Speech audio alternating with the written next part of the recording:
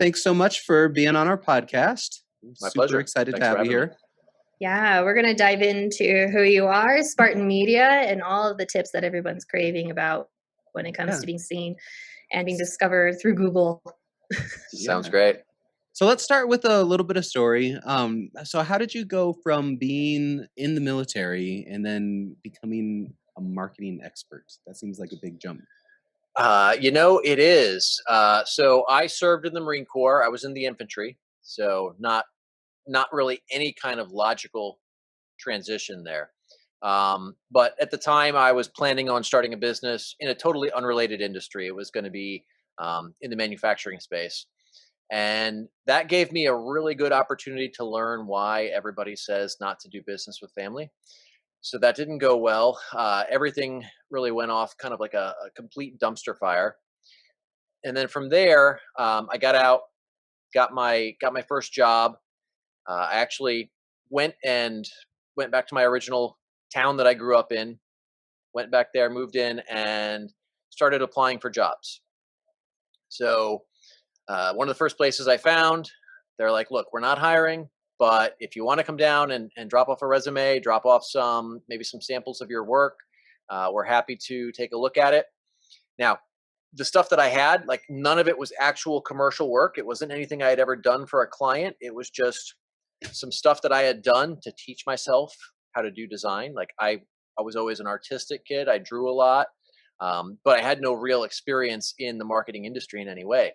So I was just doing stuff in Photoshop to teach myself how to do this.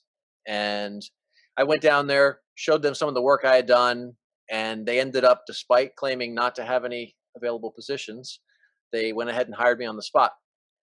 That went pretty poorly, actually. Oh, no. It really did. It was a case where Spring Hill is kind of a small little town in Florida. This was a case of a person who finally found someone who could do everything within the business, and everything that I couldn't do, I figured out how to do pretty quickly. Mm-hmm. The problem was she fired, it was 5 people and had me doing the job of 5 people. So that in and of itself was a big enough mess. But she paid you 5 times as much, right? That's how I was being paid. I think it was $5.75 an hour. And I was incorrectly being paid as a contractor, independent contractor, not an actual employee. So I was still responsible for my tax. It was a mess from top to bottom. Yeah. But at the end of the day, it gave me a chance to get my feet on some solid ground after I got out. Got in, built up some skills.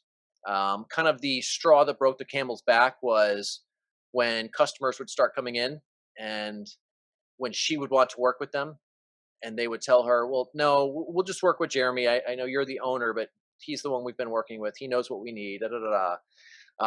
We kind of had a real ugly blowout, and we ended up just both saying, well, hey, maybe this isn't a good fit, and parted ways right there on the spot. I was going to say, so they were getting jealous that you were getting all the clients or working with them? Very much so. It was like an ego trip, right? Yeah, very much. Yeah, complete ego trip. Which, whatever. It's at the end of the day, it doesn't really matter much one way or the other.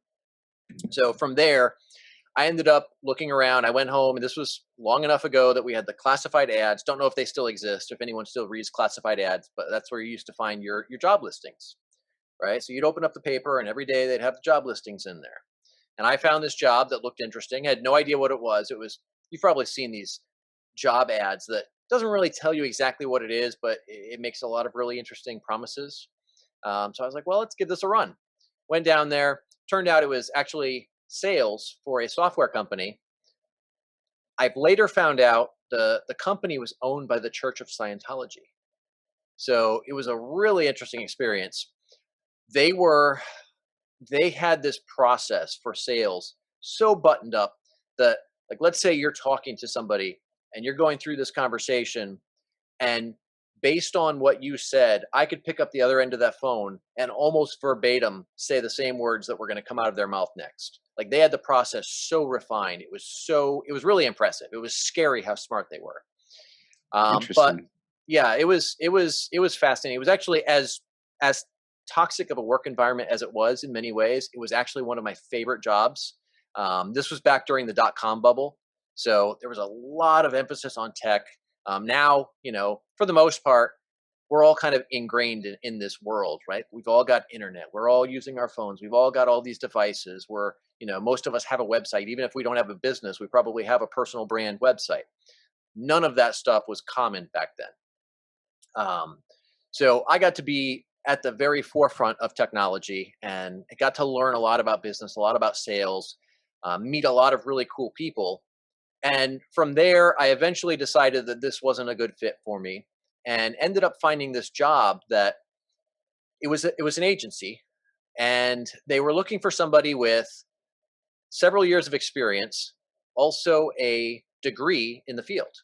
Now, I had neither of those. I had worked maybe a few months at a little hole in the wall printing place doing some graphic design there, and then went on to do sales. So I had no agency experience. I had no degree.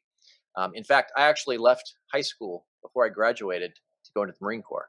So I didn't even have a diploma. So now here I am. I've got this thing that looks like a perfect job, and I'm like, well, I don't know if I'm going to do this. They're looking for X number of years experience. They're looking for a degree. It just doesn't seem worth it. So this girl that I was seeing at the time, she was like, well, look, it's just, what's the worst that can happen? You go down there, you apply, they say no, you're not in any different position than you are now. So it's like, all right, well, I'll give it a shot. Can I emphasize that really quick? Because Absolutely. just with the theme of our podcast, that's such a common thing I see over and over, where we have these stories of, well, I don't have the diploma, I don't have the degree, I don't have the experience, but it's something that I want. But so many people just don't do it. They don't go for it, and they don't even try. Absolutely. And the reality is, like, I could say that it was because they wanted this degree or because they wanted this experience, but in reality, that's all bullshit. When we make a decision like that, that's a fear-based decision, and we're just not willing to admit to ourselves that we're afraid of something. So, in hindsight, I can look back and say that. If you asked me whatever it was, 15, 20 something years ago, I probably wouldn't have said that. But I think, in hindsight, that's certainly what it was. And we all go through that to some degree. We have to get to a point where we can recognize that, realize that we're giving ourselves a bullshit story, and step around it. And you did have some support. So you said the girl you were dating? Yeah. She said, go try it. Just try it anyway. So that's helpful. Absolutely. So I picked up the phone, I called, and the guy who answered the phone was the owner of the agency. He's like, look, we've been interviewing for about 2 weeks. We've pretty much got it narrowed down to 2 people. Both of them have several years of experience at agency level jobs, and one has a bachelor's and one has a master's degree, and an MFA. And I'm like, well, fuck. So I went ahead and went down there anyway. And same deal. Again, the experience I had at that point was just some things I had done for a small print shop.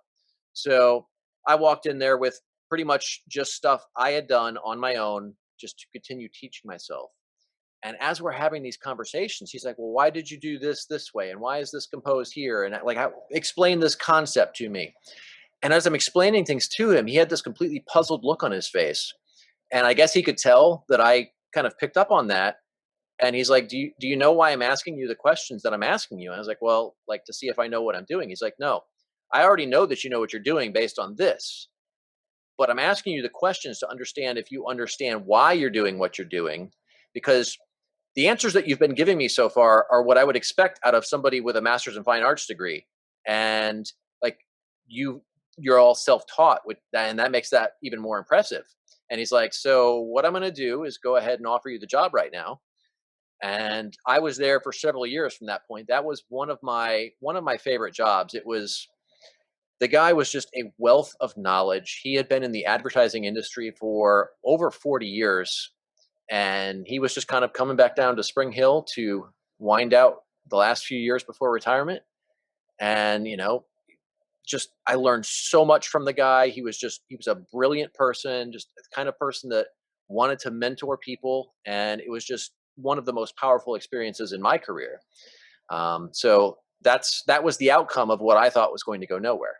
So I thought it was really cool how you went from the Marine Corps to a job where you literally had to do just about everything, and then moving into a job where you had to figure out everything. And so there's this common theme that I like what's happening here is that Yeah. you are a person that is willing to figure it out and do it anyway. And what I like about that, and it's shown in the interview you had with the your mentor really, is you get a lot of people who graduate with a degree, and it's not to say that's a problem or it's bad to have a degree at all, but what it can be is become a handicap, Yeah. and you don't have the skills to learn how to figure it out because the answers have been kind of given to you. And so I kind of love that story. And I feel like we're going to have that theme throughout this conversation today, especially moving into your Spartan Media company. So tell us a little bit about you, Spartan Media, what you guys do, and why it's so important that you're doing what you're doing. So we've had kind of a, I guess we'll call it a little bit of a pivot. And I'm so sick of that word, as I think most of us are in 2020. But so we've always been a full service agency. But something I've realized in the last year or so is an indirect benefit to what we've been doing. So here, let me do this through a story. So there was a client we had that at one point, both me and a good friend of mine in a separate company, we both were vendors for this particular client.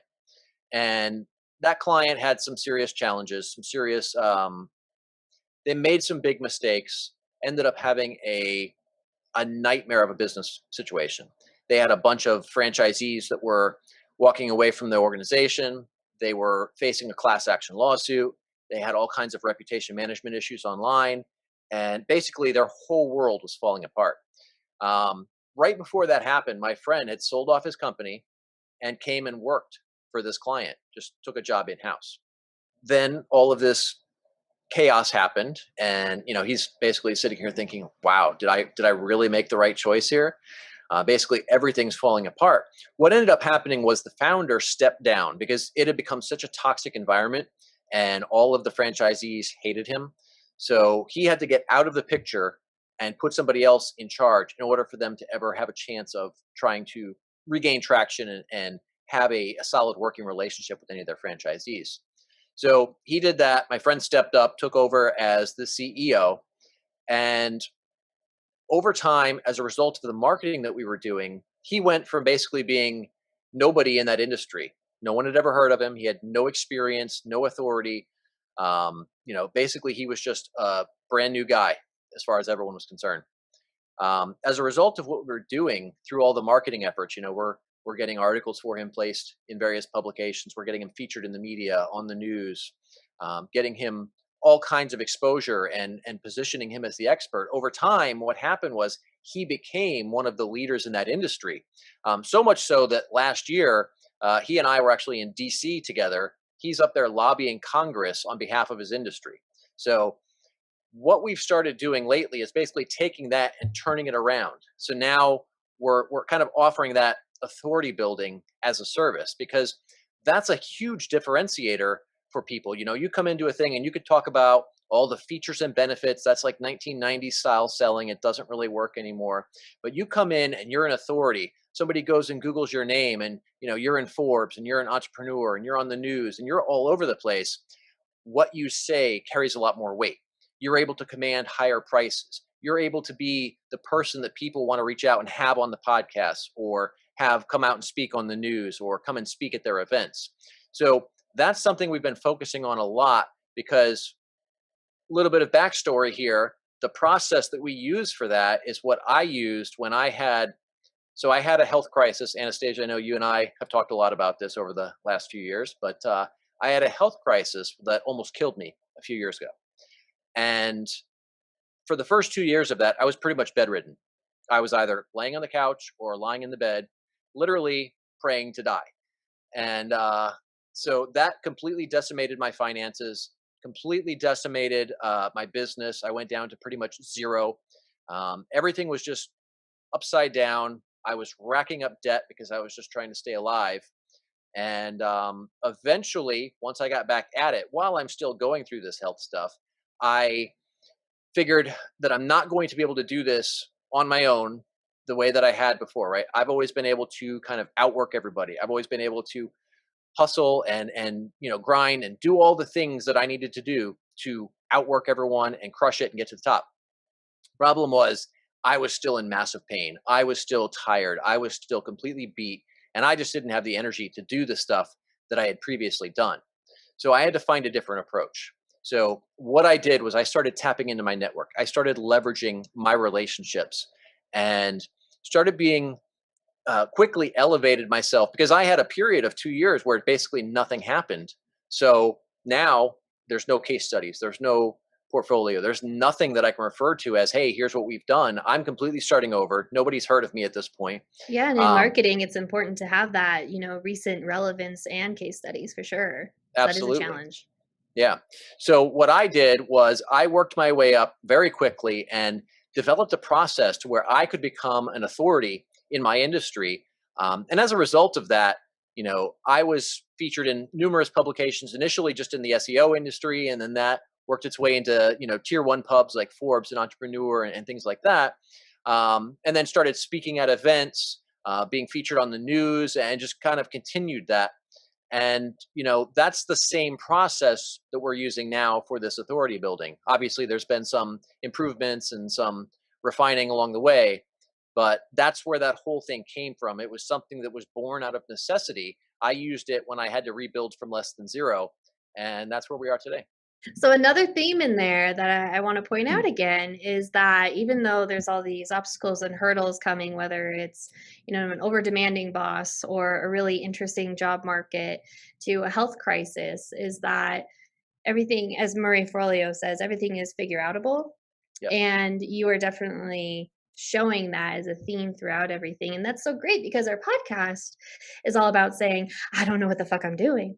And, and so I'm sure there were moments through this whole journey where you're going like, I don't know how I'm going to do this. I don't know what's going on. Am I doing the right thing?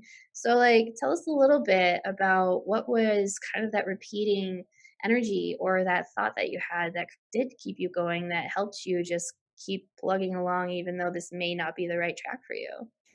All right. So this is probably going to get a little interesting.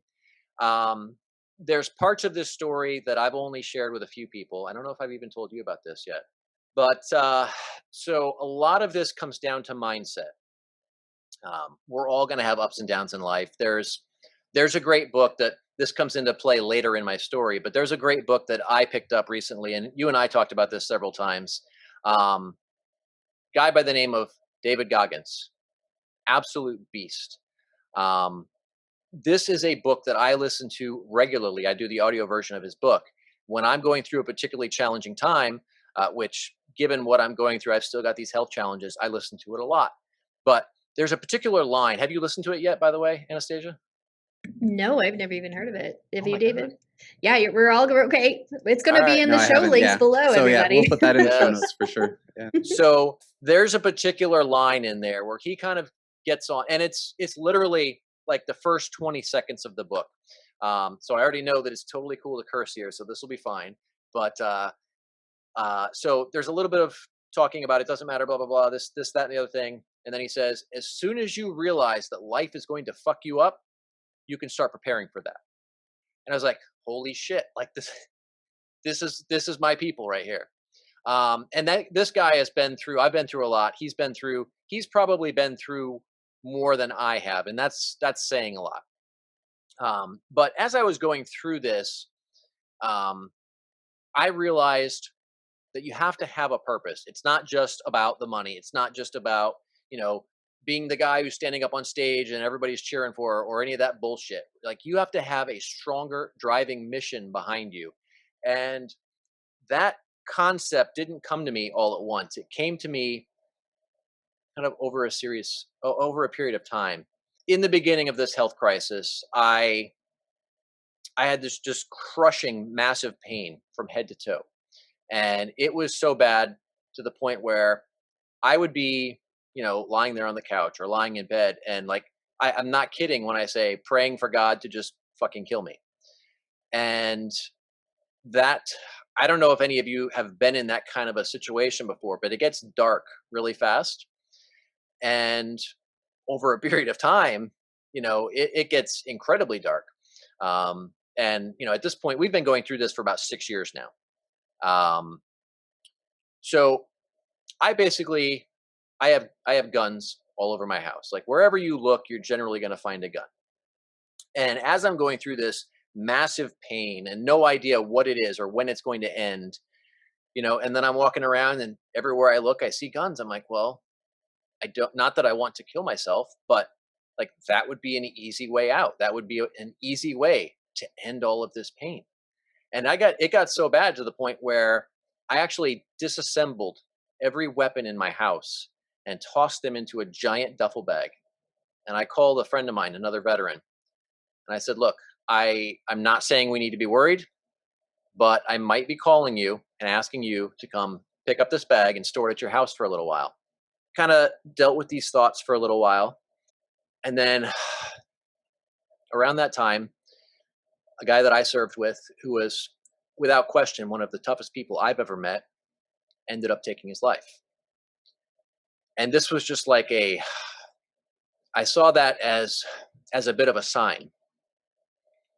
And I started reaching out within the veterans community, right? Because if it can happen to someone like that, it can happen to anyone. So I'm still going through all of this shit.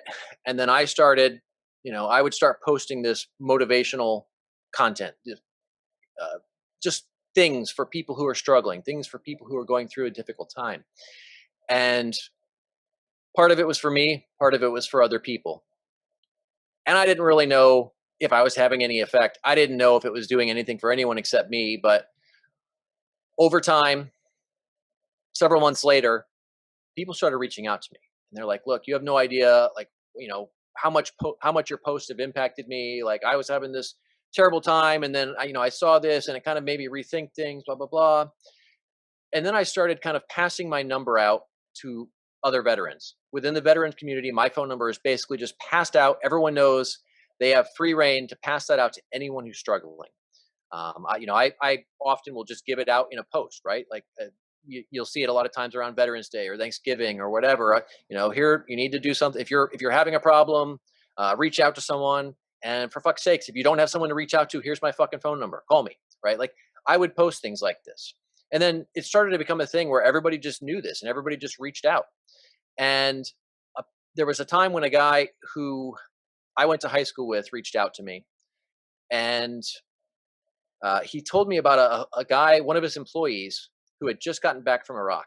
And he's going through all kinds of shit and he's just falling apart. And they feel like this guy is on the edge. He's going to therapy. He's on all kinds of drugs. He's doing everything that you would expect someone to be doing, but he just kept getting worse and worse and worse.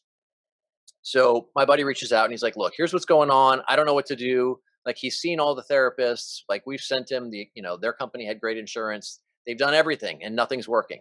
And he's like, would you mind talking to him? I was like, absolutely. Give him my number. Tell him to call me tonight. So he calls me while my wife and I are out of town.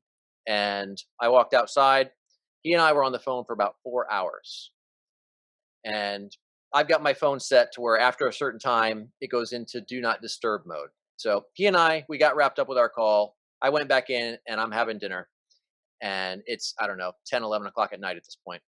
My phone rings. It lit up. I could see it light up. It didn't ring audibly because it's in do not disturb. And I see a voicemail pop up. And it was him. And this was just after we had gotten off the phone. So I pick it up and I listen because I'm thinking, well, fuck, maybe he's, kind of on the edge here. I pick up the phone, I listen to the voicemail, and it's this kid just sobbing unfucking controllably. And he's like, I've seen everybody. I've gone to the VA. I've gone to the therapist. I've taken all the drugs. I've done everything. Nothing has had any impact except like this call. He's like, I have tried everything, and this is the first time I have felt any kind of hope. This is the first time that I felt that there's any possible positive outcome out of this. And thank you and blah, blah, blah. And he's just going on and on. It was like just this sobbing story for like 5-10 minutes on this voicemail. And I realized that as fucked up as my situation was, as fucked up as everything that I was going through was, that was the silver lining, right?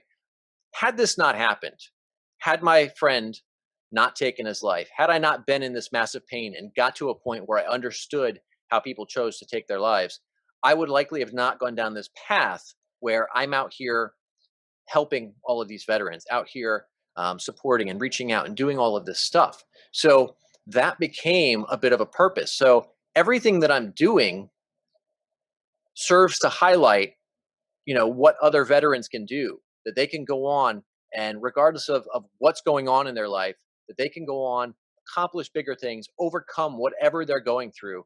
And that's kind of been my driving mission, which is, it's a really powerful thing, especially when you're going through something that seems unbearable or like you can't personally handle it. Thank Man. you so much for sharing that, Jeremy. Yeah, Wow. thank you. That is That was such a powerful. powerful story. Thank you. Man, and thank you for being you. That was superhero in the making here. Thank you. And Yeah. one thing that really jumps out to me in that story is that it's just there's so many things in our life that we don't understand why it's happening to us, even if it's just picking up a skill that we're interested in to a terrible, just life-changing pain, that it's building up skills for something. And it's really important to embrace all these skills that we're building to do something with them. And the more that we can listen to that, the more that we can actually help other people along with helping ourselves. And I think that's a really common theme in some of the stories that you've had so far as well. Ultimately, I think it just comes down to we have the choice of how we frame what we're going through. I could have curled up into a ball and just said, fuck it, like this sucks and I can't work, I can't do anything, and just sat there and been a deadbeat. Or I could have said, well, this is a fucked up situation. Let's see what positive I can find in this. And ultimately, like we've all seen people on both sides of the equation, right? We've got people who you can hand them everything. You can give them a perfect life. You can give them every opportunity, and they're going to find the negative in that, no matter what it is. And then you've got people that you can just give them the absolute worst, and they're always going to find a way to thrive and overcome. And that's nothing more than a personal choice. Yeah. And, I kind of see another theme happening here through your journey and helping veterans, and especially what you're doing now is, having those phone calls and talking to those guys, you can definitely build rapport with them because of your experiences. But at the same time, it's like, I don't know what the fuck I'm doing talking to you and how I can save your life. Right. Like, right. It's not like you know how to do this. No one really knows how to do that. So it's just really cool and just a testament again to who you are. So thank you for Jeremy for being here on Earth with us. Thank you. So back to kind of fast forwarding again to Spartan Media. I'm kind of curious actually to the title of Spartan Media. Why did you choose Spartan Media? Well, it kind of ties back to some of the things that you pointed out from some of my stories. Spartan Media is, contrary to what a lot of people have asked me, has nothing to do with the sports teams. I wouldn't even know a sports team if you put them in front of me. So it's a reference to the old Spartan lifestyle, very much a military themed thing, right? We run this business like we would run a military operation, right? Like we're going to look out for each other and we're going to accomplish the mission no matter what. There's no excuses. It's, you'll see a lot of people who are like, oh, well, we can't do that unless you have X amount of budget, or we can't do that because your competitor is doing XYZ, so we can't compete, or whatever. I don't see things that way. If there's an objective to overcome, we're going to find a way. That may not be from A to B. We may have to go, to C to M to L to Q and then back over here to R. But we're going to find a way to get where we need to go and just accomplish that mission regardless of what we're up against. So that's where that comes from. You guys have a chant that you do in the office? We do not. We do not. Might have to change that. Just kidding. He's like, please don't. I don't want to do that. No, I'm just thinking, maybe, who knows? You never know. Anything's possible. It would probably be something terribly vulgar. Oh dear. So with that theme of accomplishing the goal no matter what path you have to take to go there. Yeah. What do you think is the number one skill that's needed to be able to do such a thing?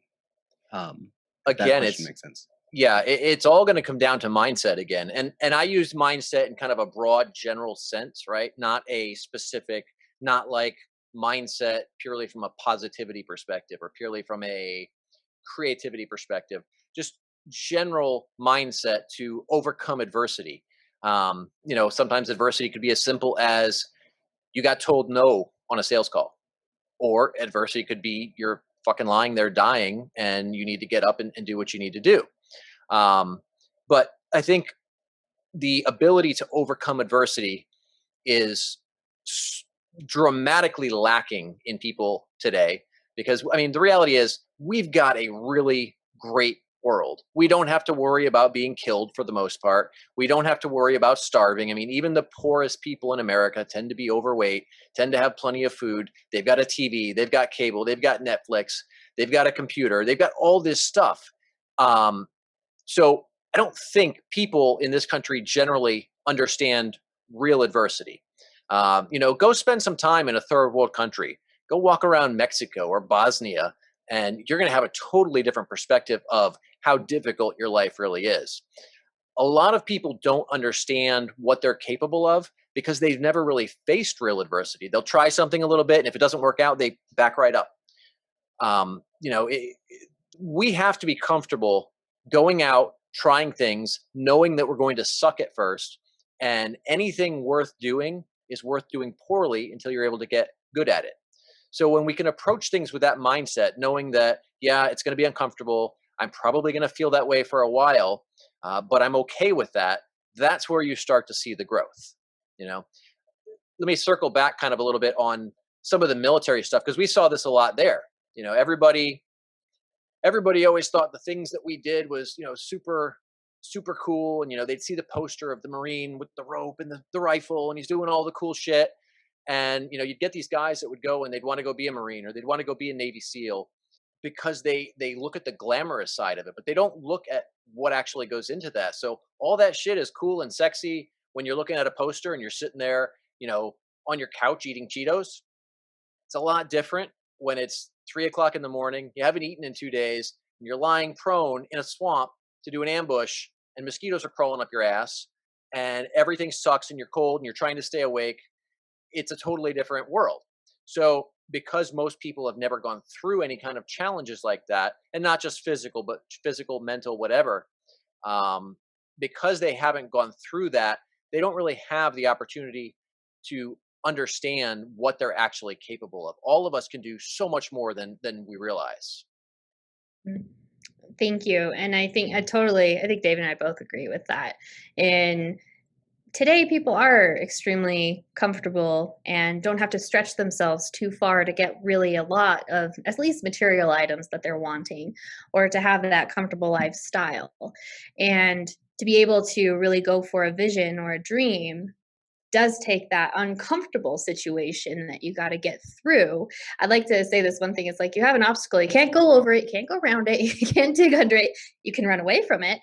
Or you really got to go through the whole experience in order to get to the other side. There's no real avoidance on it. You got to go through the pain, or you got to go through the struggle. And also to identify that it's okay to say, I don't know what the fuck I'm doing. And and we get a lot of people that tend to posture that, and there's points of that where that's appropriate, but when it comes to really just again telling yourself, I don't know what the fuck I'm doing, and it's okay to go talk to Jeremy and be like, no one's finding me online. how do I get customers, Jeremy? So to be able to admit that you don't know what you don't know and be okay with that is actually a normal thing to do. And let me throw a caveat out there, though, because a lot of people, and we see this a lot with highly intelligent people, they make that mistake in the other direction. Are you familiar with Dunning-Kruger? The name sounds familiar, David. Sounds familiar. Remind us. Okay. So basically there's the Dunning-Kruger effect. Yeah. Right. Yeah. There's the scale. So when you first start off doing something, all right, so let's say you start down here. At the bottom, you have no experience, right? This is your experience, and this is your, no, backwards. This is your experience. This is your confidence. So what happens is over here, you've got no experience and no confidence. And you realize you don't know shit. Then as you start to learn stuff, you go from basically knowing nothing to exponentially more than you did previously. So now your confidence skyrockets, but your experience is still next to nothing. And then the more you learn, now let's say you've got a period of a year, 2 years, 10 years, whatever it is, and you're still learning. What happens is your confidence starts to go down because here you are, I'm 20 years in and I'm still learning stuff every day. And now you start to think, well, fuck, do I really know what I'm talking about? Like if I'm learning all this stuff, and that's a totally normal reaction. A lot of intelligent people, and it never seems to happen with the dumb people. They are infinitely confident of their abilities. They think they know everything. So that is a potential problem for this. You don't have to know what you're doing. Also, at the same time, I don't buy into the whole fake it till you make it mindset. I think that's a shit approach. I've seen a lot of people damage their clients because of that. So the reality is kind of somewhere in the middle while being honest about it. Like, hey, I don't know exactly how this will play out, but here's what I'd like to try. Like, that's fine. Go ahead. I want to highlight that too, because that's Yeah. huge. So being honest about what you don't know, but still making an attempt to do something. Yeah. Is that balance between like faking it till you make it and just pretending like you know, and then not doing anything because you don't know.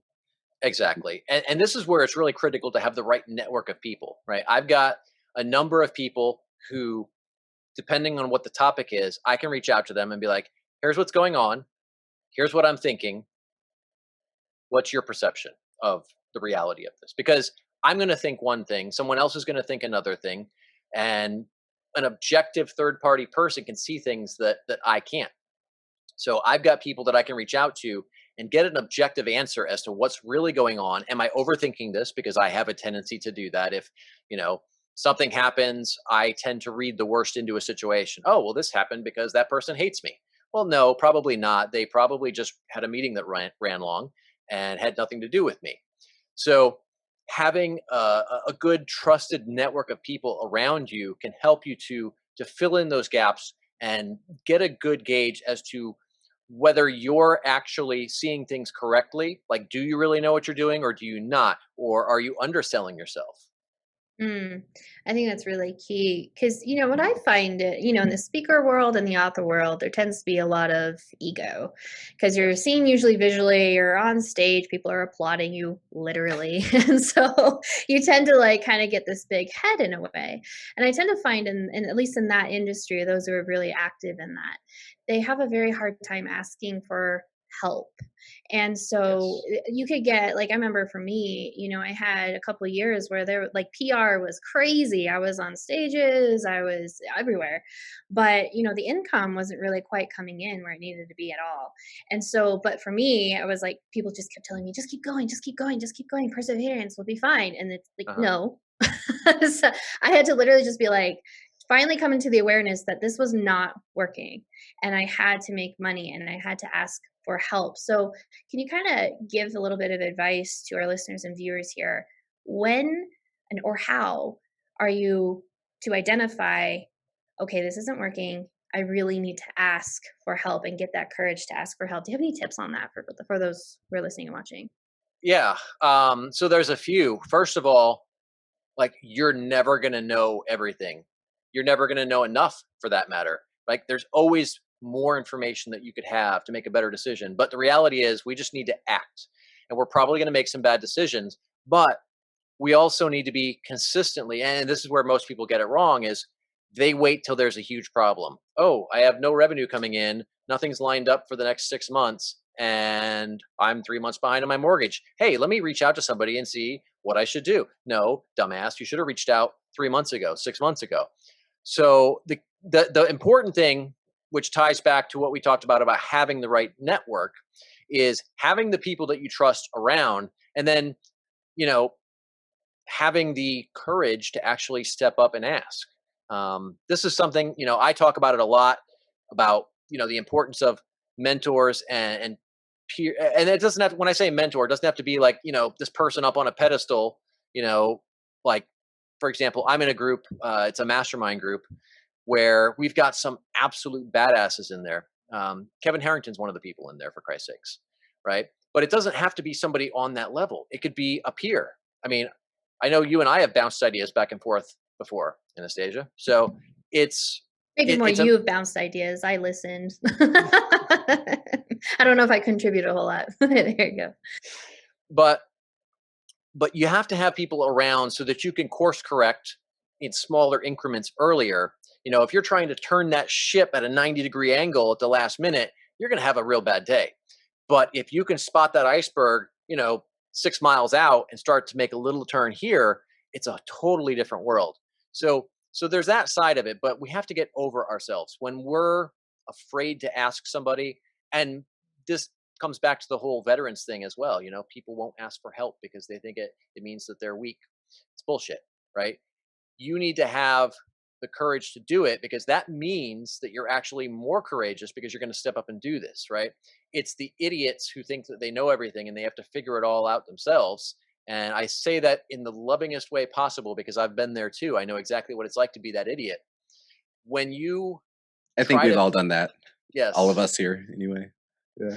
So, when you can actually get outside of your ego and reach out for help ahead of time, it creates a totally different scenario for you. Yeah, absolutely. Thank you, Jeremy. My I pleasure. want to ask one more question, backtracking a little bit, Sure. because it's definitely feels like something you've thought a lot about. Because we do live in this world where we are very comfortable. We don't have to struggle. And so building up, that tenacity and that resilience through overcoming adversity doesn't happen for everyone. Do you have any tips outside of, going into the military, going to a third world country, or doing something drastic? Tips for just maybe someone who's been on the couch for the last 15 years who's trying to do something new? How do they build up that tenacity and that resilience? Baby steps. So I'm a big fan of jumping all in, and that's not always the best path.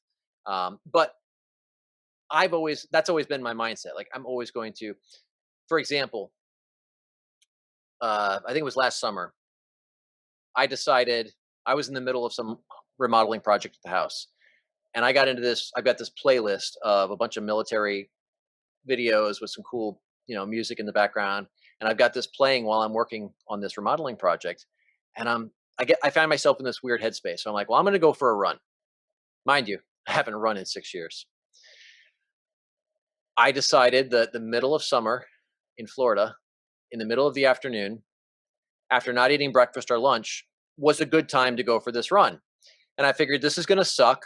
Let's go ahead and make the most of this. I'm going to bring my boy out and teach him a lesson I've been trying to pound into his head for several years, that we don't give up. We don't stop until we're done. Not when we're tired, but when we're done. So I had come to the conclusion that I'm going to run until he gets tired while he's riding next to me on his bike. Okay. Oh man, let's just level up that too. Yeah, bold move. Yes. So, the wife was very apprehensive about this idea, but she's been conditioned to understand that this is just the kind of shit I'm going to do. So I threw on the Camelback, and it's a nice, hot, 95, muggy Florida afternoon, and we start running. About a mile into this, I'm starting to think this was maybe a bad idea. We ended up, round trip was close to 10 miles. And at one point, he turns to me. We were about maybe 8.5, 9 miles in, and he says, "Daddy, do you want to stop? Do you want to go back to the house? You look really tired."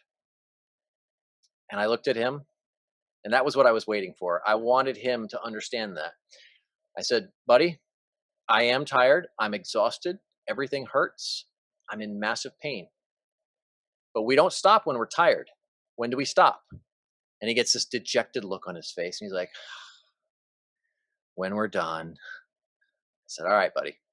So we went on for another mile, mile and a half, and I had a chance to really cement that lesson in.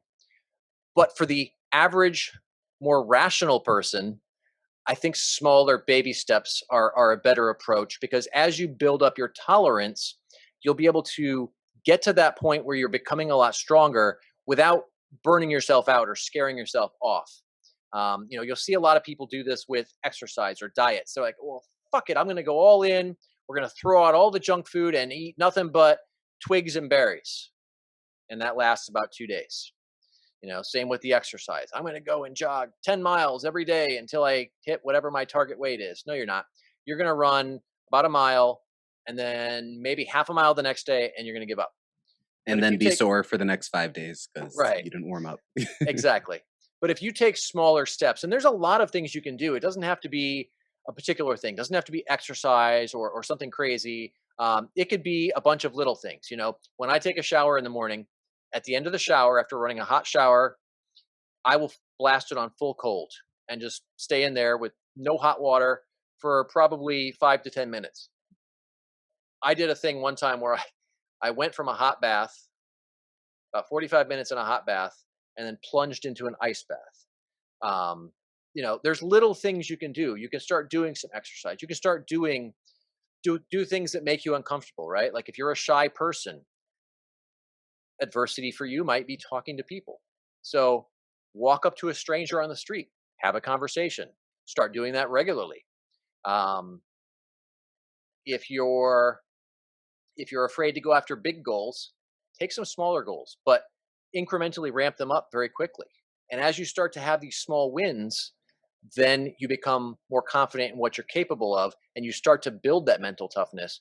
And then from there, really important thing we want to do is we want to build what I call a cookie jar. Now, I stole this from David Goggins' book, and it's something he used to get through a lot of the difficult shit he's been through. Basically, what you do is you start taking, whether it's a mental note or pictures or whatever, something that you can use to remind yourself of the adversity that you've overcome. So for me, like this health stuff is a thing. Overcoming some of the business challenges. I've even gone in and taken some of these comments that I get from random people who talk about how helpful my posts are for them, or whatever. I actually have started putting this together in a Photoshop document that I'm eventually going to get printed out once it's full. So you've got these things that you can go back to and kind of rely on as, yeah, I really can do this because here's 1, 2, 3, 4, 10 examples, whatever. That gets you through a lot of that as well. This not only is in people's lives, but also in business too. And I feel like we just kind of heard your overall strategy too, of how you even help businesses, whether it's toe dipping or going all in at once, to Yeah. be found and to be able to serve clients, whether it's through website, SEO, and so on. So, like especially this year, we're finding a lot of adversity to having to take everything online. I know you took your entire business to your garage. And so like right, and we've all kind of done that. Yeah. So especially this year, and especially in business, for those who are listening, whether they're a solo entrepreneur, they have a small team or a large team, what are you finding is the biggest adversities that people are having right now in your clients or whatever it may be? And what is your tips to really help them overcome that with an uncertain 2021? I think we have to let go of our expectations to some degree. And I'm always torn on this, because it doesn't mean we just, get a Volkswagen van and drive around smoking weed all day. But like we have to let go of expectations enough that when we face some kind of challenge that doesn't turn out the way we did, that we expected it to, that we can adapt. We're not locked to this thing, right? If you're in the middle of a battle and all of a sudden this, enemy comes out of over here, you can't be like, well, no, the plan was to go that way. Well, no, now you have a different plan. Find a different solution. We can't be married to our plan. We can't be married to our Mm. strategy. We have to find what's going to work given the environment that we have. And a good way to handle that is give yourself some time to bitch and moan and cry about it. 2 minutes, I think, is a reasonable time. You give yourself a few minutes to cry and whine about it. And then from there, you're done. Compartmentalize that, put that away. And now let's focus on finding the solution. Whatever that solution may be. I mean, there's millions of different variables that could come into play, but you've got your time to cry about it. Now put on your big boy pants and figure out a solution. Take action. Perfect. Love that. And I love the whole, you can have your bitching moment, as I think we all feel like we want to have, but secretly Sure. don't, right? Yeah, thank you so much, Jeremy. I really appreciate you being on the podcast. My And, pleasure. Thanks for having me. how can people really find more about you and Spartan Media and really just kind of see those posts and really just feel your inspiration? I'm not tough to find. You can find me pretty much on any major social network. Find me in Google. I've got columns all over the place. Mhm. If you put my name into something, I'll come up somewhere. Because you also contribute articles, right, to like entrepreneur.com and so on, so people can really Mhm. get some advice in those places as well. Yeah, absolutely. I've got several columns. I'm not even sure exactly what that tally is right now. I'm somewhere around a dozen or so different publications. I mean, Jeremy's just all around impressive, really. Thank you. Yeah, Awesome. it's been awesome having you here. Thank you. It's been my pleasure. Yeah, well, thank you for tuning into I Don't Know What the Fuck I'm Doing. And everybody, please Yeah. look into the show notes and follow Jeremy and Spartan Media. And if you're in need of finding more exposure, I think you definitely know who your go to guy is, and that would be Jeremy.